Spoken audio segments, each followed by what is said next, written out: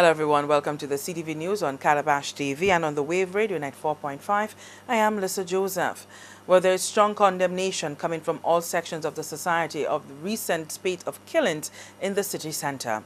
This after a fourth death was recorded about 8:30 Thursday morning. The incident has unnerved many, affected business operations, and caused the Ministry of Health to reconfigure its services to the public. Health Minister Alvina Reynolds has also sent a warning to criminal elements that her ministry will not stand by and allow health workers and patients to be affected by their callous acts of violence. More on that in a moment. First, police in response to a report of gunfire on Chaussee Road found the lifeless body of 43-year-old James Alexander Nelson of Calvary Road, Castries, lying on a sidewalk. Nelson had sustained multiple gunshot wounds to the body and was pronounced dead on the scene. In the minutes after the shooting, scores of onlookers crowded behind the crime scene tape that cordoned off the area where the body laid. This being the third fatal shooting to occur along the Chaussee Road. Residents of neighboring communities are understandably on edge, but so too are those who operate businesses. The president of the Craft and Dry Goods Vendors Association says the situation is beyond worrying because his members are particularly vulnerable, given that they are stationed at trays with no immediate shelter from a hail of bullets if they were caught in a crossfire. I'm very sorry for the vendors in the city. They are afraid, they are traumatized by what is going on, and I just think this thing has triggered, and I suspect because of this guy there, BJ, I think they have just opened this ants nest now, and I think now the police has to find new ways, new strategies to really work on this kind of situation. Well, I don't know if they could protect their business because vendors do come out and sell where they think that it is lucrative and where they see activities and movements. So I think I need to just tell them be vigilant and always open their eyes when they see movements of any kind of activity or criminal activity. They must move out. Probably they must stay a few days away from. Right now, I think I should advise them to probably stay away for at least a week away from this area, those who are around this area, because of what is going to, what is expected, the onslaught that might really be, the eventuality. And staff at the Wellness Center were also sent scurrying to safety along with patients when the gunfire rang out. Health Minister Alvina Reynolds says the thought of the lives of those individuals endangered is inconceivable. And it's not the first time our nurses, our doctor, our medical staff, health teams have been traumatized by this kind of behavior, which is, of course, violence at the highest level. I want to send a really strong message out to persons who are involved in such activity, because I don't think they understand the implications of their behavior. When someone walks in to a health facility with clients and medical staff, health teams who are there to provide a service and display that, or even outside the periphery of this facility, it traumatizes everybody. And it's unfair, it's unfortunate and unfair that health officers have to leave their home and come to work and be faced with such a situation. How can they be expected to deliver efficient service to the clients under such pressure? The clients themselves, how can they be expected to feel safe in this space?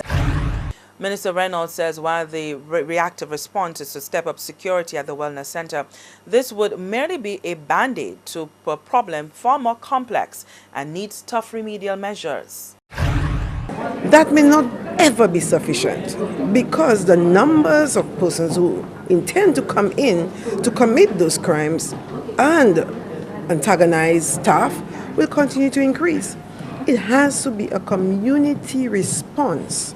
And we are engaging with the community. Apart from engaging with the police, we have stepped up in terms of engaging with the communities, persons who live within that environment, to see how them and health teams can work together to secure the space for health teams, for the health workers, as well as the clients, because we are not prepared as the Ministry of Health to have our workers under such pressure, because it's unfair to them, it's unfair to their families, it's unfair to the entire country. This can spill over into other facilities. People will think that they have a right to come in and finish their business, whatever they started on the roads or wherever, in the health facilities. And so this is why we had put in that amendment in the legislation as it pertains to crime being committed, or violent acts being committed within the mile radius of a health facility.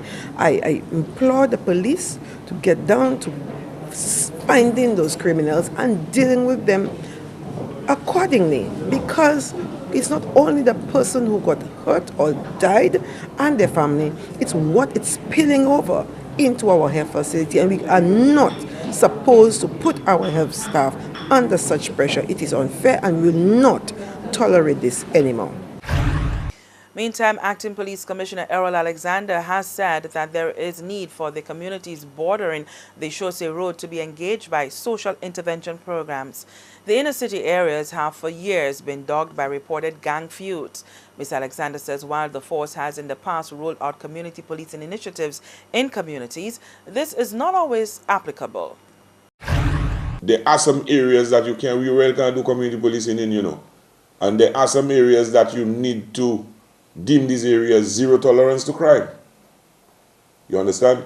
Because at the end of the day, you have some communities where openly people tell you they distrust the police. The question there is, how can we regain trust in these communities when these communities are the communities that we have all the problems with constantly in terms of criminal activities? And on the question of whether more of a police presence is needed on the Chaussee Road and surrounding areas because of the spate of killings, the acting police chief says doing so is not a solution within itself.